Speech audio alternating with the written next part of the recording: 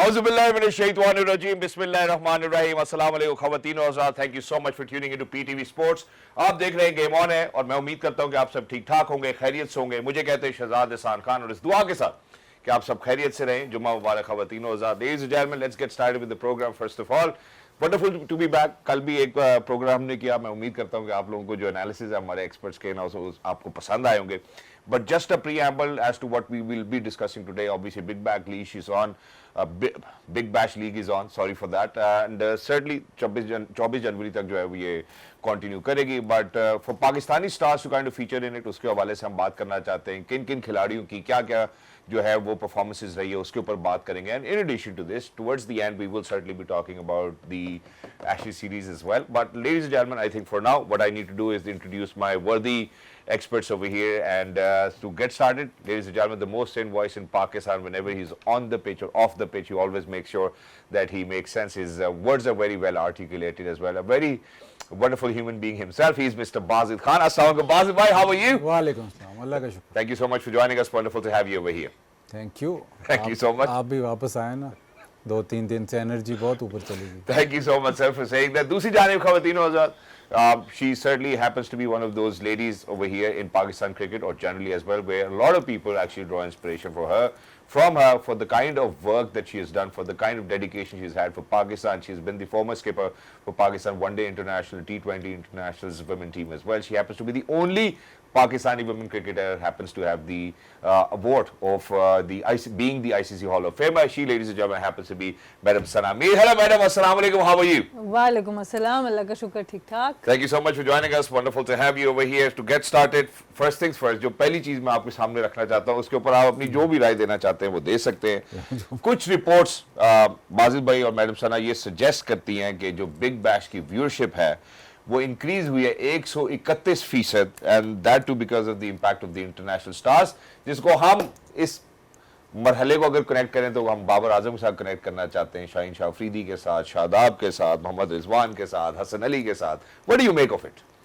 ये पहले प्रोग्राम में भी मैं बता चुका हूँ. ये आपने जो नंबर्स बताए हैं, ज़ाहिर है कोई ऑस्ट्रेलिया क्रिकेट बोर्ड ने ये देख के ही किया है. पिछले सीज़न और पिछले साल इनको थोड़ा सा नुकसान हो रहा होता है. अब टारगेट ऑडियंस इन्होंने पहले भी पाकिस्तानी प्लेयर्स जाते रहे हैं, पहले भी ऐसे हुआ है कि ऐसा नहीं है कि पहली दफ़ा पाकिस्तानी प्लेयर्स गए, लेकिन इस दफ़ा उन्होंने एक कंसर्टेड एफर्ट किया है कि पाकिस्तानी प्लेयर्स और वो मतलब बड़े प्लेयर, बड़े नाम जो आई बॉज लेके आए, प्लस इन्होंने इंडिया में भी कोशिश की. अश्विन को भी लेके जा रहा है. अश्विन अनफिट हो गया. अश्विन को साइन कर रहे थे ये बिग बैश के लिए, तो ये सब कॉन्टिनेंट की मार्केट वो टारगेट करना चाहते थे और एकदम वो टारगेट हुई है. सब अब बिग बैश की बात कर रहे हैं, सब देख रहे हैं, और वही ऑस्ट्रेलिया चाहता था कि उनके जो आई बॉल्स बढ़ें. जो मार्केटिंग बहुत ज़बरदस्त है. आप देखें ना, बाबर को अगर आप लेके जाते हैं तो काफ़ी पहले से 2-3 महीने पहले से मार्केटिंग शुरू हुई है. फिर उसका एक वो मखसूस स्टैंड भी है. फिर शाहीन को आप मार्केट करते हैं, इन प्लेयर्स को मार्केट करते हैं. सारा जो शिफ्ट है वो ये नहीं है कि पाकिस्तान के स्टार्स, सारा शिफ्ट ये है कि पाकिस्तान को इंगेज किया जाए बिग बैश में. और ये इससे मतलब आप उनकी सारी जो गेम एफर्ट है और सिनेरियो जो उन्होंने क्रिएट किया है उससे उनकी लीग को फ़ायदा, पाकिस्तान को भी फ़ायदा है. ज़ाहिर है आपके प्लेयर्स जा रहे हैं और नोटिस कर रहे हैं आप उनके प्लेयर्स, पाकिस्तान के प्लेयर्स वहाँ बिग बैश में पूरा सीज़न खेलेंगे. बड़े प्लेयर्स जब खेलेंगे तो उससे फ़ायदा तो होगा, लेकिन उन्होंने ये सारा कुछ ऐसे ही नहीं किया. मतलब ये एकदम नहीं उनको ख्याल आया कि चलो पाकिस्तान के प्लेयर्स रख लो. इसके पीछे सारे ये मार्केटिंग सारा कुछ उन्होंने देख के, सारे एवेल्यूएट करके कि सिर्फ अगर ऑस्ट्रेलियन मार्केट हम टारगेट करें या इंग्लैंड की मार्केट या साउथ अफ्रीका की मार्केट, तो वो हमें वारा नहीं दे रही. असल जो मार्केट है वो यहाँ सब कॉन्टिनेंट में. यहाँ से जब लोग देखना शुरू करते हैं तो वो फिर एक मतलब नंबर्स जो हैं वो फिर मैच नहीं होते. तो अगली दफ़ा देखें, इस दफ़ा तो ये अगली दफ़ा ये और कोशिश करेंगे कि इंडियन प्लेयर्स को भी लेके आए. रोपिन ज़ाहिर है IPL से वो उनको नहीं आने देते, पर अगर रिटायर्ड प्लेयर है जैसे अश्विन था, उसको वो रोपिन करने की कोशिश करेंगे ताकि वो मार्केट जो है वो कैप्चर्ड रहे. और उनके लिए बहुत इंपॉर्टेंट है कि जो पाकिस्तानी प्लेयर्स हैं वो सारा सीज़न खेलें. मतलब 90 80 70 80% सीजन खेलें, ताकि जो आपने अभी कैप्चर की हुई है मार्केट वो छोड़ ना दे। वो कहे हाजी खेल रहा है बाबर, हाजी रिजवान खेल रहा है, हाजी शाहीन खेल रहा है, तो हमने देखना है मैच, हम देखेंगे। अगर ये इनको आप निकाल देते हैं तो एकदम वो सारा जो सिलसिला है वो खराब हो जाएगा। Exactly, thank you so much. बाजी भाई का कहना है ये it's more of a marketing gimmick, अगर हम उस हिसाब से देखना चाहते हैं। But on the other hand मैं मैडम सना को यहाँ पे रोप इन करना चाहूंगा in this conversation as well. I think certainly Babar Azam की बात की जाए, शाहीन शाह अफरीदी, शादाब खान, बड़े नाम हैं, इनके ऊपर काफी आई बॉल्स गिरते हैं। अभी बाजिद भाई ने भी कहा कि यार वो कोशिश कर रहे हैं, क्योंकि हमारे कॉन्टिनेंट के अंदर जिस फर्वर के साथ और जील के साथ क्रिकेट को देखा जाता है, it's second to none. In addition to this जो उन्होंने प्लानिंग की, आई थिंक हमारी लीग को भी सीखना चाहिए। उसकी वजह ये है कि वो न्यूज़ लेटर्स छप रहे हैं जिसमें बाबर आजम की स्टोरीज फ्रंट पेज पर लग रही हैं, उन्होंने स्टैंड्स का भी तस्करा कर दिया। How do you think that our league can actually take away something from this very marketing gimmick which actually played out very well for them? देखिए, सबसे पहली बात तो कंटिन्यूटी है। हम अक्सर बात करते हैं लीडरशिप की, बात करते हैं हम हर चीज़ में, फिक्सचर्स की कंटिन्यूटी की बात करते हैं, हम यही बात करते हैं कि हमें वेन्यूज़ ही एट टाइम्स पता नहीं होता है कि हमारे मैचेस किस किस वेन्यू पे, बड़ी से बड़ी सीरीज़ आ जाती है और हमें 1-2 महीने पहले पता चल रहा होता है कि ये वेन्यू अब ऐड हो गया या ये वेन्यू पहले इधर मैच था और अब मैच नहीं। सो सबसे पहली बात तो है उनके वेन्यूज़ 2-2 साल 3-3 साल पहले से डिसाइडेड होते हैं, उनको पता होता है। जैसे फॉर एग्जांपल वर्ल्ड कप में, ख़ासतौर पे वनडे वर्ल्ड कप में 4 साल पहले उन्होंने या 3 साल पहले वेन्यू सेपरेट करके और उसको स्टेडियम को भरने की तैयारियां शुरू हो जाती हैं कि कैसे भरेंगे। अब आप ये सोचें कि अभी उनकी वुमेन्स बिग बैश ख़त्म हुई है, उसमें भी बहुत हेल्दी क्राउड आपको नज़र आया। वो ख़त्म होती है, साथ आपकी बिग बैश भी शुरू होती है, उसकी भी पूरी मार्केटिंग उनकी तैयारी है कि जी स्टेडियम भरे हो, और साथ एशेज है उसका भी स्टेडियम भरा हुआ। बिल्कुल। सो ये 3 डिफरेंट टूर्नामेंट्स एक वक्त में चलाना, ऑलमोस्ट एक वक्त में, थोड़ा सा अब ओवरलैप करता है। एक टाइम था कि वुमेन बिग बैश और मेंस जो बिग बैश है वो बिल्कुल ओवरलैप करता था, एक टाइम था थोड़ा सेपरेट था, कुछ मैचेस ओवरलैप करते थे, अभी काफ़ी हद तक उसको सेपरेट कर दिया गया। तो अपने सीज़न को भी लंबा करें, लेकिन हर जगह पर वो किसी ना किसी तरह से लोगों को लेकर आ रहे हैं और उनको एग्जैक्टली पता है कि वुमेन मैचेस के लिए कौन सी ऑडियंस को उन्होंने टारगेट करना है, एशेस के लिए कौन से ऑडियंस को टारगेट करना है और बिग बैश के लिए किस तरीके से करना है। और ऑब्वियसली उनको इतने बड़े नाम चाहिए थे क्योंकि उनकी जो पूरी टेस्ट टीम है वो ऑब्वियसली बिग बैश के इस चंक का हिस्सा नहीं है। उसके बावजूद इतने नंबर्स को लेकर आने के लिए उनको आउट ऑफ द बॉक्स करना था। बाबर आजम उनको भी चाहिए थे और बाबर आजम को भी एक्सपोजर इस टाइम पर बहुत ज़्यादा रिक्वायर्ड था। तो आई थिंक बहुत ही स्मार्टली ओवरऑल उनकी मार्केटिंग जो भी टीम है, और वो फिर ईयर्स ऑन ईयर्स काम करते हैं। और आपका जो सवाल है कि हम कैसे सीख सकते हैं, अगेन कंटिन्यूटी की बात है। हमें पता हो कि हम हाँ जी फैसलाबाद में खेल रहे हैं, हमें अभी पता चल रहा है लीग में कोई 4-5 महीने रह गए, ये भी काफ़ी अर्ली है as compare to Pakistani standards. तो आई थिंक उसमें फिर हमें उस हिसाब से अपने आप को देखना पड़ेगा कि उस टाइम पे बाकी दुनिया में क्या हो रहा है, कौन से हम प्लेयर्स लेके आ रहे हैं। जो कि अनफॉर्चुनेटली ऐसी प्लानिंग हम शायद आज तक नहीं देख सके, जिसको हम कहते हैं ना कि जीरो एरर वाली प्लानिंग, वो अनफॉर्चुनेटली हम नहीं देखी। ये है कि एशेज में स्निको है और बिग बैश में अल्ट्रा है। ज्यादती है ना, स्टैंडर्ड वहां पर जाना चाहिए आपके पास। ज्यादती है, बिल्कुल ज्यादती। ज्यादती तो है, लेकिन जो अभी इन्होंने स्केड्यूल की बात की है, इसमें बाजिद भाई एक दफा पहले ही बोल चुके हैं। अगर मैं अपनी मेमोरी को थोड़ा सा जोड़ूं, उन्होंने कहा कि यार इंग्लैंड को अगर आप देखते हैं, ऑस्ट्रेलिया को देखते हो, 3-4 साल पहले उनके सारे स्केड्यूल्स रेडी होते हैं, उनको पता होता है क्या होना है। एक इसमें एक बड़े मजे की बात मैं करने लगी हूँ, क्योंकि अभी मैं पॉडकास्ट सुन रही थी माइक एथर्टन का, नासिर हुसैन और रॉब की का। तो सही ग्रिल कर रहे थे, सवाल पूछ रहे थे। जो चीज़ सुन के मुझे खुशी हुई, ऑस्ट्रेलियन स्ट्रक्चर की हम बहुत बात करते हैं ना, क्यों इतना अच्छा है, क्या है। तो उनसे पूछा गया कि आपने इस ग्राउंड पे तैयारी क्यों नहीं की, उस ग्राउंड पे तैयारी क्यों नहीं की। और बहुत इंटरेस्टिंग फैक्टर ये नज़र आया कि जी वो कह रहे थे कि उधर कुछ मैचेस वुमेन बिग बैश के होने थे, कुछ मैचेस इनके अपने दूसरे शेफील्ड ट्रॉफी के होने थे, फलानी ट्रॉफी के, जो भी डिफरेंट ट्रॉफीज। तो इस वजह से इंग्लैंड टीम को वो ग्राउंड नहीं मिल सका।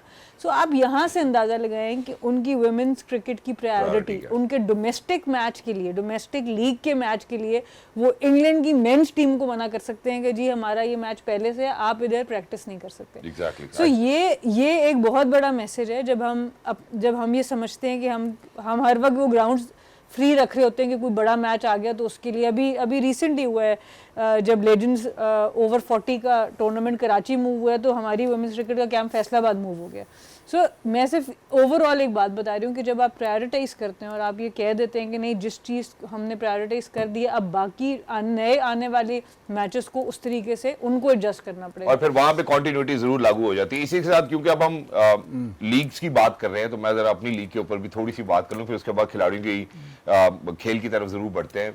पाकिस्तान क्रिकेट बोर्ड ने भी अनाउंस किया पाकिस्तान सुपर लीग के लिए जो 2 टीमें उसके लिए 12 बिडर्स जो हैं उन्होंने हामी भरी है। आपको क्या लगता है, बड़ी खुशाइन बात है? और फिर साथ ही साथ ये भी खबर आ रही है, मेरा ख्याल हो सकता है आपने इस पर पहले बात की हो, कि जो मुल्तान सुल्तान है उनकी क़यादत पाकिस्तान क्रिकेट बोर्ड खुद करेगा। हाँ, ये तो पुरानी खबर होगी, ये वो क्योंकि इतना कम टाइम है तो अभी वो शायद उसको दोबारा बेच नहीं सकते या दोबारा नए ओनर्स नहीं ला सकते, तो वो तो खुद अगर 12 इन 2 टीम्स के लिए आ सकती है उसके लिए क्यों नहीं आ सकती?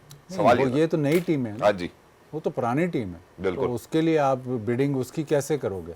इसमें तो ओनर आपको नया चाहिए। तो ये पहले भी हो चुका है एक दफ़ा, जब मेरे ख्याल इनके ओनर्स पुराने जो शॉन थे, कौन से ओनर से, उसके बाद वो थे ओनर्स, उसके बाद एक थोड़ा सा गैप आया तो उसमें पीसीबी ने ही एक साल जो है वो मुल्तान सुल्तान चलाई थी।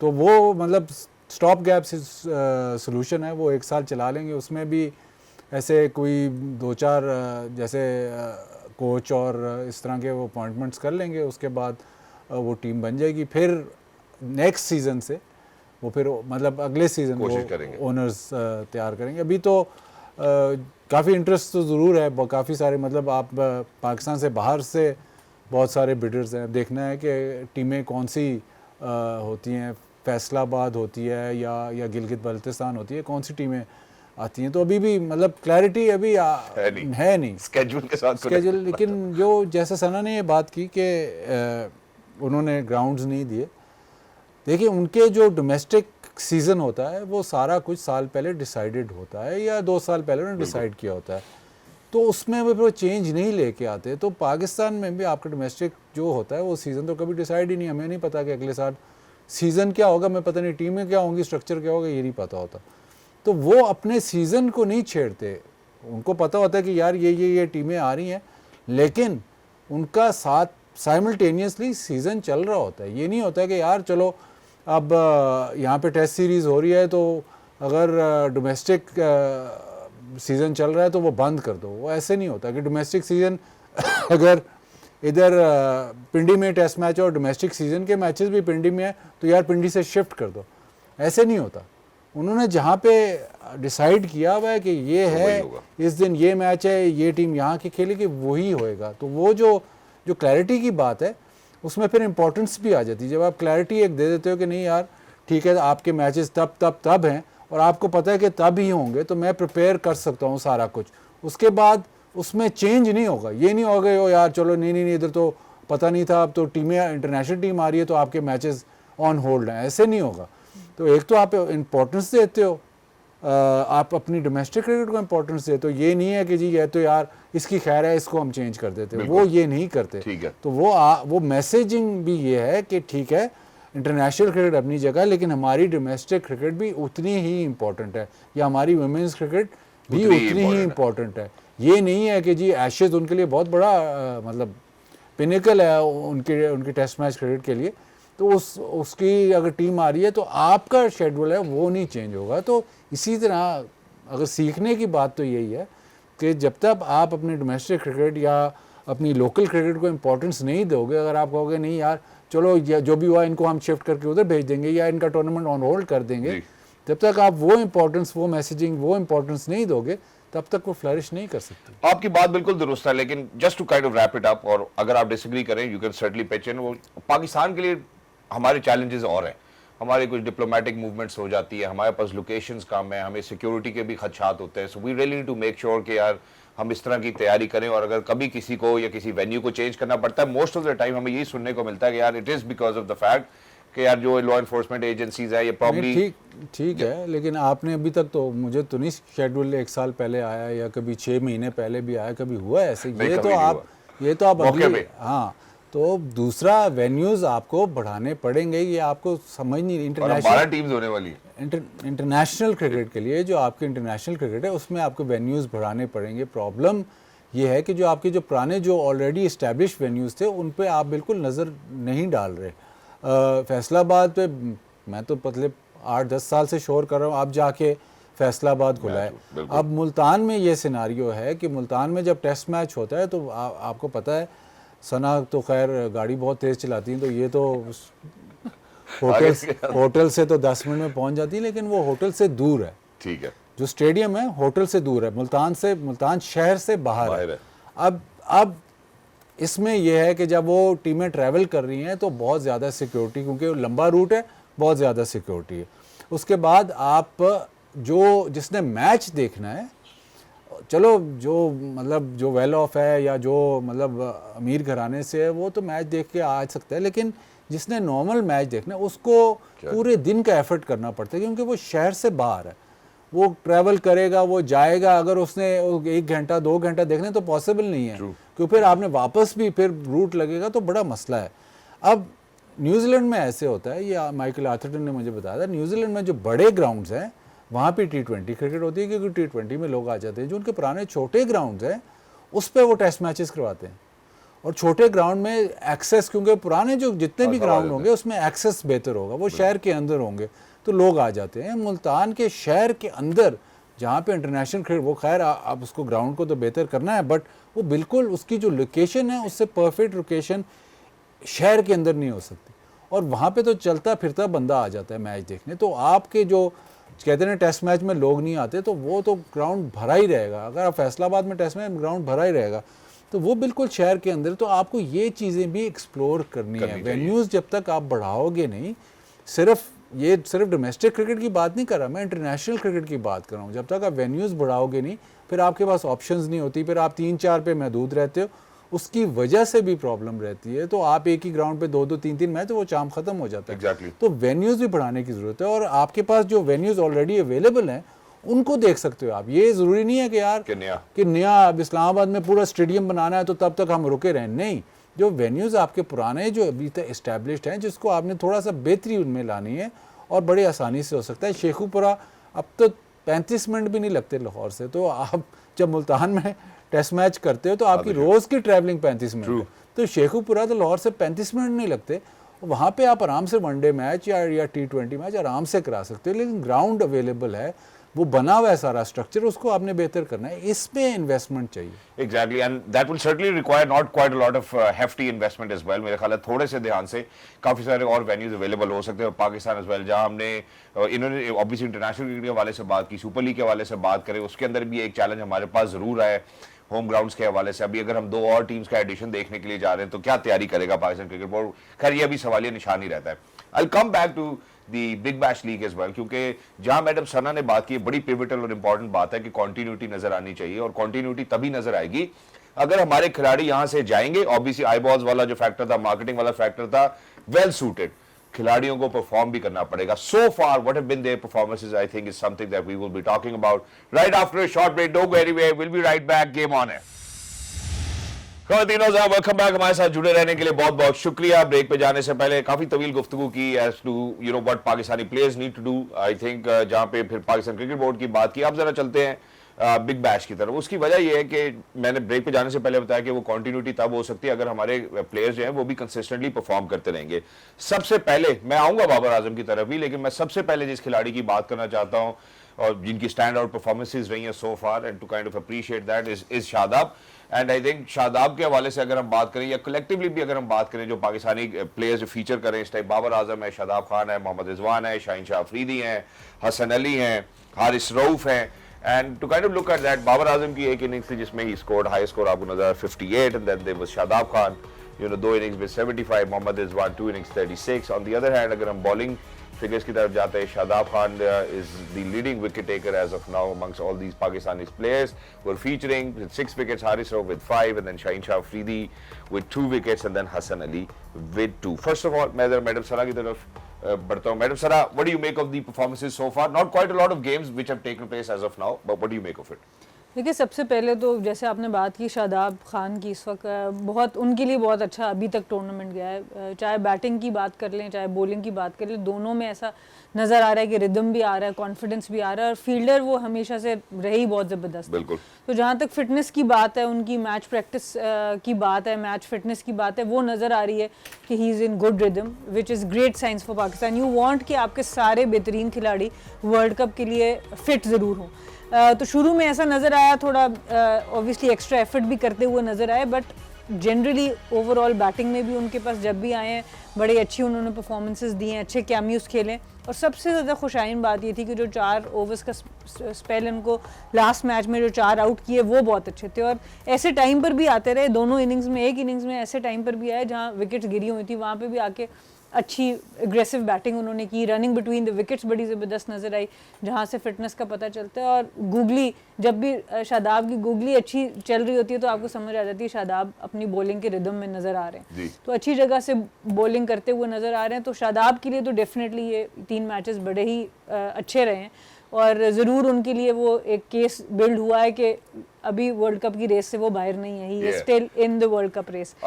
इसी बात की तरफ मैं बढ़ना भी चाहता हूं, प्लीज। और उसके बाद ऑब्वियसली बाबर आजम को थोड़ा टाइम लगा है, 2 मैचेस लगे हैं फॉर बाबर पे विल कम। मैं जरा ये जो भी आपने बात की, मैं जरा इसके साथ जरा बाजी भाई को भी कनेक्ट करना चाहता हूं। बाजी भाई, this has always been the case, ऐसा पास्ट में भी हमने देखा है, ऐसा भी देखा है कि प्लेयर्स को ड्रॉप किया गया है, बीच में कोई मैचेस नहीं हुए, कोई लीग मैचेस अपीयरेंस नहीं हुई, कुछ नहीं हुआ, और प्लेयर्स वापस टीम में भी आ जाते हैं।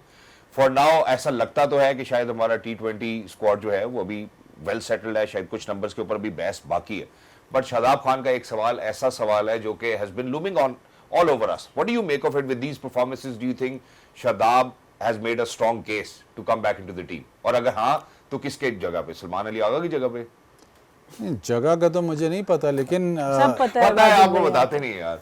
जगह तो मुझे नहीं पता, लेकिन इसमें ये केस ऐसे है कि शादाब टीम में थे और शादाब इंजर्ड होकर टीम से बाहर हुआ। बिल्कुल नॉर्मल प्रोसेस सारी टीमों में ऐसे होता है कि अगर आपका प्लेयर इंजर्ड होकर बाहर हुआ है तो जब वो इंजरी उसकी ठीक हो जाती है तो वो टीम में वापस आ जाता है। ये शादाब का केस बिल्ड हो रहा है, लेकिन ये फिर अगर आपने ये केस बिल्ड करना है तो फिर सारे लड़कों के साथ ऐसा ही होना चाहिए। ये वन ऑफ नहीं होना चाहिए कि नहीं यार वो ऑटोमेटिक चॉइस था, वो अनफिट हो गया तो वो जब फिट होगा तो टीम में वापस आ जाएगा। ये सिर्फ फिर शादाब खान के साथ नहीं, एक्सेप्शनल केस आपको नहीं चाहिए। ये मतलब रीजनिंग ये कर रहे हैं लोग कि नहीं यार वो तो अनफिट हुआ था तो उसको टीम में वापस आना चाहिए। बिल्कुल ठीक रीजनिंग, मैं इसमें मतलब मैं इस रीजनिंग को गलत नहीं कहता, बट फिर ये अक्रॉस द बोर्ड होना चाहिए कि जो भी आपका प्लेयर अनफिट होता है, जो भी आपका ऑटोमेटिक चॉइस प्लेयर आपका अनफिट होता है और जो परफॉर्म करता है टीम में, उसकी फिर वापसी फिर जैसे ही वो फिट होगा वो वापस आएगा। ये नहीं है कि किसी और ने परफॉर्म कर दिया कि यार ये नहीं अब टीम में फिट हो रहा। शादाब का केस ये है कि अब वो टीम में तो वापस आएगा, बट आपने ऑलराउंडर्स इतने भर्ती किए हुए, इतने ज़्यादा ऑलराउंडर्स भर्ती किए हुए कि अब आप एक और ऑलराउंडर बीच में डालोगे। अब आपने एक और ऑलराउंडर डालोगे तो आपने फिर अगेन या तो आप अपनी बैटिंग को कॉम्प्रोमाइज़ कर रहे हो या बॉलिंग। बैटिंग और मज़ीद आप कह रहे हो कि अब नंबर 6 पे भी अब एक और ऑलराउंडर आएगा, तो जब स्पेशलिस्ट बॉलर नहीं आएगा, अगर आपने नवाज़ को ऊपर 6 पे प्रमोट किया तो फिर नीचे स्पेशलिस्ट बॉलर आता है, वो नहीं आएगा। आप एक और ऑलराउंडर, नवाज़ 7 पे ही रहेगा पर आप एक और ऑलराउंडर बीच में लेके आओगे, तो वो कहने को तो बात ठीक है बट आपकी मर्ज़ी है, आपका टीम का बैलेंस ज़रूर ख़राब होता है। दूसरी ठीक है, हम बात करते हैं लीग्स, और ये लोग फिर भूल जाते हैं हमेशा ना। अब ये बिग बैश लीग हो रही है, लीग और इंटरनेशनल जो ICC इवेंट्स होते हैं जिसमें पूरी टीमें आती हैं, उसमें डिफरेंस होता है। जो मर्जी आप कह लें, चाहे वो बिग बैश हो, चाहे IPL हो, चाहे PSL हो, जो मर्जी लीग हो, बिल्कुल ऐसे ही। जब आप इंटरनेशनल ICC T20 का वर्ल्ड कप का इवेंट होता है जिसमें सारी टीमें अपने सारे प्लेयर भेजती हैं, उसमें क्वालिटी का डिफरेंस ज़रूर होता है। तो आप ठीक है फॉर्म ज़ाहिर है आप जज तो इसी पे करते हो ना कि इससे लोअर तो लीग ही है, आप फॉर्म और वो सारा कुछ इस पे जज कर रहे हो, लेकिन ये कोई मतलब गारंटी नहीं है कि वो जो भी प्लेयर यहाँ पे परफॉर्म कर रहा है वो आके तो परफॉर्म करेगा, स्पेशली बैटर के लिए, क्योंकि स्पेशली जो पावर हिटर या जो लोअर ऑर्डर बैटर है, क्योंकि वो फिर बॉलर टारगेट नहीं कर सकता, क्योंकि 4-5 जो भी आगे से जो भी टीम खिलाती है वो 4-5 बॉलर ऐसे खिलाती है जो कि पूरे बॉलर होते हैं, और वो हर जो फ्रेंचाइज की टीम होती है उसमें आप 2-3 1-2 बॉलर आप टारगेट कर सकते हो। जो इंटरनेशनल बायलैटरल की बात नहीं कर रहा, जी जो आईसीसी का event है, उसमें पूरी टीमें भेजते हैं ना, तो वो बॉलर चूज करना या बॉलर पिक करना, वीक लिंक पिक करना ज़रा मुश्किल है, तो उसमें जो लोअर ऑर्डर प्लेयर के लिए ज़रा मुश्किल ज़रूर होती है। एग्जैक्टली अच्छा, यहाँ पे एक और भी सवाल बनता है, क्योंकि अगर हम इसके डायनामिक्स को देखें तो डायनामिक्स बड़े डाइवर्स हैं। ऑस्ट्रेलिया के अंदर अभी हम बात करें, these are the performances that our players have actually come up with. हम अभी जो अपनी टीम की बात करते हैं सिलेक्शन के हवाले से, certainly will be playing in Sri Lanka. On the other hand थोड़ा सा हम पीछे जाते हैं, क्योंकि हम मासूम लोग हैं, हम भूल जाते हैं माइक हैसन की एंट्री कैसे हुई थी, मेरा ख्याल है वो भी सबको याद रखना है। So what percentage of chances for Shadab Khan to come in first of all, and then do you think ये जो डायनामिक्स वेरी करते हैं फ्रॉम वन जियोग्राफिकल पोजीशन और लोकेशन से to coming back to Sri Lanka, that they will be able कि वो उसी तरह से गार्नर करेंगे उन परफॉर्मेंसेस को जैसे वो वहां करके आए। जो अभी बाजू भाई का पॉइंट है, हमने पीएसएल से कितनी दफा ऐसे खिलाड़ी उठाए हैं जो कि अनफॉर्चुनेटली फिर हमारे लिए वर्कआउट नहीं करता है, then we have to go back and then we have to look for it.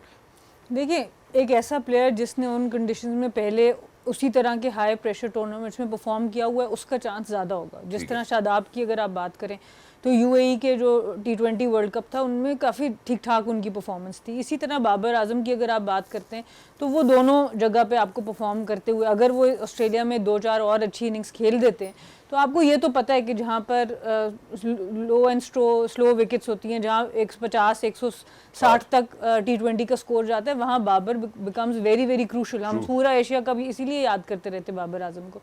तो जनरली एज ए स्पिनर अगर मैं बात करती हूँ तो अगर मैं ऑस्ट्रेलिया में परफॉर्म कर रही हूँ तो मेरा कॉन्फिडेंस और बढ़ेगा, बिकॉज ठीक है ऑस्ट्रेलिया में बाउंस का फैक्टर एज ए स्पिनर आपको फ़ायदा दे जाता है एट टाइम्स, बट ऑब्वियसली अगर मैं श्रीलंका के बारे में सोचूंगी कि मैंने वहाँ पे खेलने जाना है आफ्टर परफॉर्मिंग इन ऑस्ट्रेलिया, तो मेरा कॉन्फिडेंस डेफिनेटली ज़्यादा होगा, क्योंकि वहाँ पर मुझे और ज़्यादा हेल्प मिलेगी। तो आई थिंक शादाब का केस इस तरह से, जिस प्लेयर ने एक हाई लेवल प्रेशर टूर्नामेंट में, आईसीसी टूर्नामेंट में ऑलरेडी परफॉर्म किया हुआ है, तो उसके लिए आपको सिर्फ मेन जो चेक करना है उसकी फिटनेस को चेक करना है। पर जो बाजिद भाई बात करें वो बिल्कुल सही करें कि फिर वो एक प्लेयर्स तक रिस्ट्रिक्ट नहीं होना चाहिए। कोई भी और प्लेयर जिसने इस लेवल पर पहले परफॉर्म किया हुआ है और वो सिर्फ इंजरी की वजह से बाहर गया और उन कंडीशन में परफॉर्म किया हुआ है, तो उसके लिए भी दरवाजे उसी तरह खुले होने चाहिए। दरवाजे खुलेंगे, लेकिन किसी के जाने पे खुलेंगे ना, तो आपके ख्याल में किसकी जगह वो आ सकते हैं? चले ये तो हम कर सकते हैं ना, ये तो अब आप भी बता सकते हैं। देखिए, अब डिपेंड यही करता है कि आपने उनको यूज़ कैसे करना है। अगर आपने उनको as a bowling allrounder use करना है तो आपके जो बॉलिंग ऑलराउंडर के तौर पर ऑलराउंडर्स खेल रहे हैं, आपको उनमें से किसी को बिठाना पड़ेगा। और अगर आप बैटिंग ऑलराउंडर के तौर पे यूज़ करना चाह रहे हैं उनको, तो फिर आपके कप्तान पे प्रेशर आएगा, क्योंकि ऑब्वियसली वहाँ पर वही जगह बनेगी। तो ये अब आपको शादाब का यूज़ चेक करना पड़ेगा, और वो ऐसे प्लेयर हैं, उनके अंदर ये खासियत है कि आप उनको दोनों तरह यूज़ कर सकते हैं, ख़ास तौर पे अगर उनकी बॉलिंग उस तरह की फॉर्म में आ गई। कुछ कहना चाह रहे थे आप? देखिए, जो ऑब्वियस जो बात नज़र आ रही है ना, वो ऐसे नज़र आ रही है कि 2 फास्ट बॉलर जो बहुत बड़ा रिस्क है। अब श्रीलंका हो, चाहे यूएई हो, चाहे जहाँ भी हो, अगर आप 2 फास्ट बॉलर्स के साथ खेलते हो और तीसरा, मतलब इसमें तीसरा भी आपके पास ऑलराउंडर फास्ट बॉलर नहीं है, तो आप बहुत बड़ा रिस्क ले रहे हो। इवन अगर आप इंडिया की बात करो तो वो अगर 2 फास्ट बॉलर्स के साथ है तो उनके पास ऑलराउंडर होता है। तीसरा ऑलराउंडर फास्ट बॉलर बहुत ज़रूरी है। और अगर आप जो समझ लग रही है आपके पहले 4, मतलब साहिबजादा, साइम, बाबर, सलमान अली आगा, ये 4 तो मतलब ऑटोमेटिक चॉइस है ना। उसके बाद अगर आप कीपर डालो 5 और फिर शादाब को 6, फ़खर ज़मान बाहर हो जाता है। फ़खर ज़मान बाहर हो जाता है, जो कि मतलब सरप्राइजिंग होगा। फिर आप नीचे आते हो, नवाज़ है, फ़हीम अशरफ है। अगर आपने फ़खर ज़मान को खिलाना है तो फिर फ़हीम अशरफ बाहर होता है, तो आपके पास बच जाते हैं 2 फास्ट बॉलर। तो 2 फास्ट बॉलर से आप T20 क्रिकेट, आपने उनसे मिडल ओवर्स में भी बॉलिंग करवानी एंड डेथ ओवर्स में। आजकल के दौर में कौन सा स्पिनर 18वां 20वां ओवर कर रहा है, कौन सा स्पिनर 19वां 20वां ओवर कर रहा है। तो अगर आपने उनको एक ओवर करा के ऊपर में 2, अगर नया बॉल चल रहा है तो 2 ओवर तो करेगा ना, तो उसके बाद फिर आपके पास रिस्ट्रिक्शन बहुत हो जाती है। क्योंकि आप कह रहे फ्लेक्सिबिलिटी, लेकिन अगर आप इतने ज़्यादा स्पिन बॉलिंग ऑलराउंडर्स खिलाओगे तो फिर फ्लेक्सिबिलिटी तो एक तरफ ही चली जाएगी। और माइक हेसन से मैंने खुद पूछा था कि आपके जो दो मिस्ट्री स्पिनर्स हैं वो इकट्ठे खेल सकते हैं, कहते हैं no only if you play 7 spinners. तो मिस्ट्री स्पिनर्स जो उस्मान तारिक और अबरार अभी तक की जो थिंक टैंक है कि वो इकट्ठे नहीं खेलेंगे। तो इसका ये मतलब है कि आप वही ऑलराउंडर्स पे रिलाय कर रहे हो और आपने ऑलराउंडर खिला के एक फास्ट बॉलर कम कर लें। एग्जैक्टली, और यही ब्लूप्रिंट रहा भी है पास में माइक हैसन का कि वो ऑलराउंडर्स के ऊपर रिलाई करते हैं। I think wonderfully explain is well. इस मौके पे जरा एक थोड़े से वफे की जानिब बढ़ना चाहता हूँ। जब वापस आएंगे let's speak about Babar Azam and how he has been doing wonderfully और fairly well in the Big Bash League. Don't go anywhere, will be right back. Game on है। Welcome back, thank you so much हमारे साथ जुड़े रहने के लिए बहुत बहुत शुक्रिया। जाने से पहले सैडली प्रोग्राम जो है वो इनकम्प्लीट लगता है कि बाबर आजम के हवाले से बात ना की जाए। सैडली उन्होंने जितनी प्राइड जो वो पाकिस्तान के लिए लेकर आए, जिस तरह से वो खेलते हैं, is amongst the best ever batters that we have actually witnessed and words actually fall short. उनकी तारीफ में हम इस तरह के पुल उस तरह से नहीं बांध सकते the way that he is actually represented Pakistan. But now he is in big Bash league, he is playing for his team, is doing wonderfully well so far. 3 innings में मेरा ख्याल है उन्होंने 150 जो है वो किया है। बट इट्स द कंसिस्टेंसी जो मैं कनेक्ट करूंगा मैडम सना की बात के साथ, that is required. So madam Sana, speaking of Babar Azam, do you think that he will pick up? Do you think that that's the way that he plays and that's exactly what the team really needs to kind of, where the team needs to support him? देखिए ये सबसे interesting question है और ये सब answer करना चाह रहे हैं क्योंकि ऑब्वियसली बाबर की एक इनिंग्स उधर काफ़ी इंप्रेसिव नज़र आई जो उन्होंने 50 किया, उसमें तीसरी इनिंग्स थी गालिबन वो, और वहाँ पर नज़र आया कि थोड़े कॉन्फिडेंस वापस उनका नज़र आया। फुट मूवमेंट उनकी बहुत ऐसी नज़र आई कि पता चल रहा था कि कॉन्फिडेंस से वो कर रहे हैं। बट ट्रिक ये है यहाँ पर कि वो खेल रहे हैं एज एन ओपनर।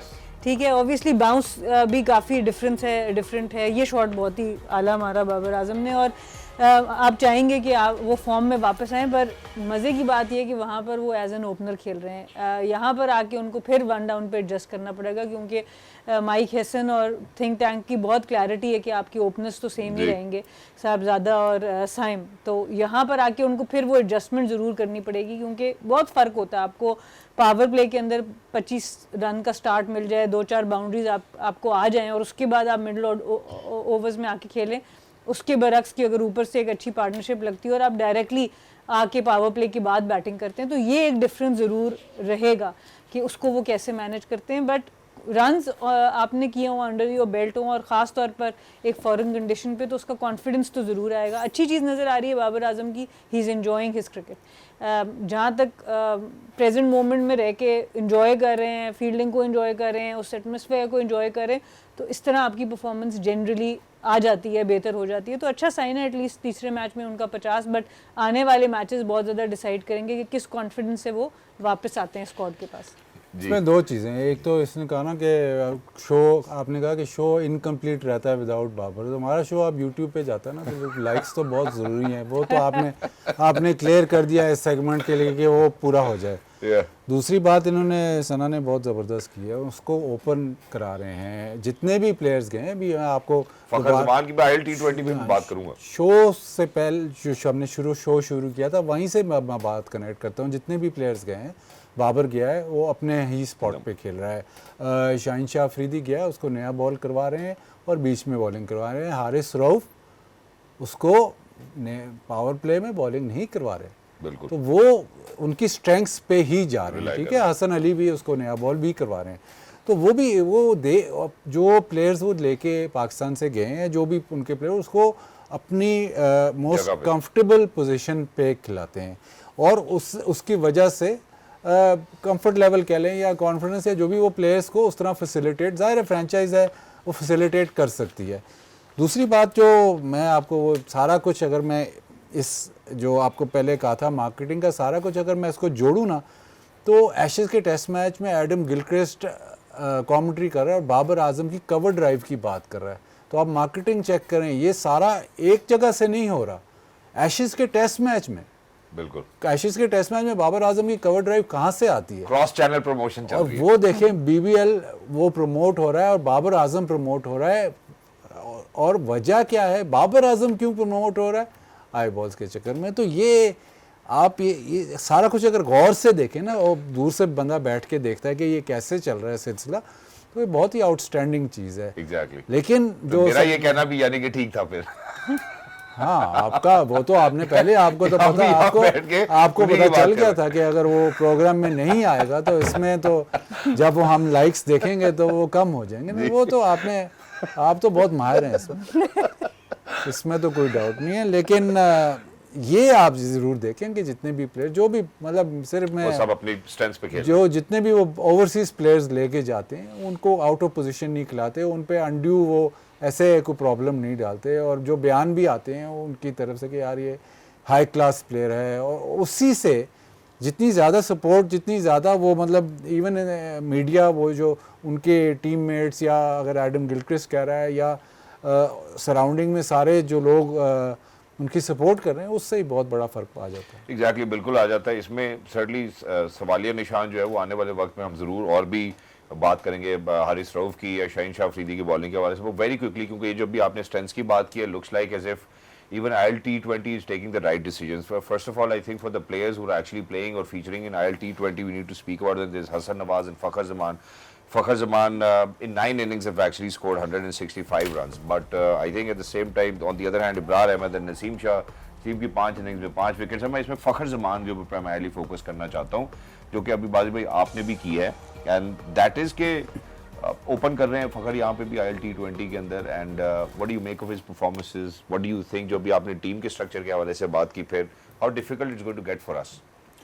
देखिए, आप बाबर का भी नंबर 1 पोजीशन ओपनर है, फ़खर का भी नंबर 1 पोजीशन आप कहते हैं ओपनर है, उसको मिडिल ऑर्डर में अगर आप लेफ्ट हैंडर के चक्कर में उसको मिडिल ऑर्डर में डालेंगे तो वो प्रॉब्लम है। हसन नवाज़ की क्यूरियस केस है कि आपने उसको एशिया कप में बिल्कुल ही बाहर कर दिया, पता नहीं क्या सिचुएशन हुई, आउट ऑफ फॉर्म। उसके बाद आपने उसको कहा कि नहीं जी, इसको थोड़ा टाइम ऑफ देना है। टाइम ऑफ क्या देना है कि वो समद इंजर्ड होता है, आप फ़ौरन ही 1 दिन के बाद उसको बुला लेते हैं, तो बड़ा उसकी हैंडलिंग बड़ी क्यूरियस है। तो वो इशू है। फिर आपके जो प्लेयर्स जो भी आएगा, जब पाकिस्तान टीम जब बनेगी तो आप आउट ऑफ पोजीशन खेलोगे।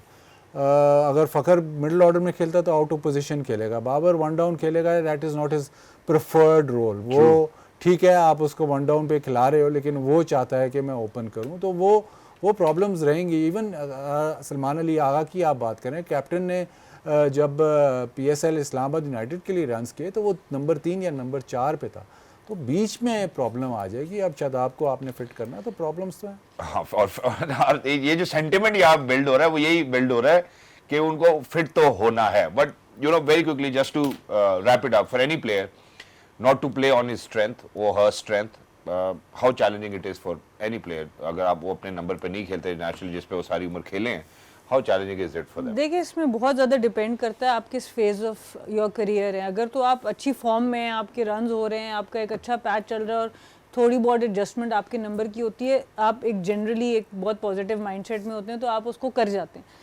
एक प्लेयर जब फॉर्म से आउट होता है, अब हसन नवाज़ की जैसे बात करें, मैं बहुत कंसर्न हूँ इस प्लेयर के लिए, बिकॉज एक प्लेयर आए जिनको एकदम से जी जनरेशनल टैलेंट और आसमान पे बिठा लिया, और उसके बाद से वो जिस तरह की परफॉर्मेंसेस उनकी आ रही हैं, नज़र आ रहा है he needs help on the mental side of things. आपने एक प्लेयर को मेंटल वेलबींग सबसे इंपॉर्टेंट है। जिस तरह की वो इनिंग्स खेल रहे हैं, टेक्निकल फ्लॉ तो बात की बात है, बट जब तक आप उसको कंफर्ट जोन में नहीं लाएंगे, चाहे वो ओपनर है, जैसे हम बिग बैश का डिस्कस कर रहे थे, प्लेयर को जो कंफर्टेबल करना है वहाँ से आप उसकी परफॉर्मेंस लेनी शुरू करेंगे तो बहुत, जब यंग फ़खर जमान फिर भी एडजस्ट कर सकते हैं, उनके पीछे एक एक्सपीरियंस है, उनके पीछे ऐसी परफॉर्मेंसेज हैं जिनकी वजह से everyone understands he belongs in international cricket. एक यंगस्टर के लिए अभी इसी चीज़ में आना कि आई बिलोंग हियर और नॉट, ये एक बहुत बड़ा एलिमेंट है, और उसमें जो आपकी ट्रीटमेंट है वो बड़ी ज़रूरी होती है। एग्जैक्टली, और इसकी सबसे बड़ी मिसाल जो है वो गेम ऑनर पे मिलती है। अगर मेरे एक्सपर्ट्स जो हैं वो कंफर्टेबल ना हो तो फिर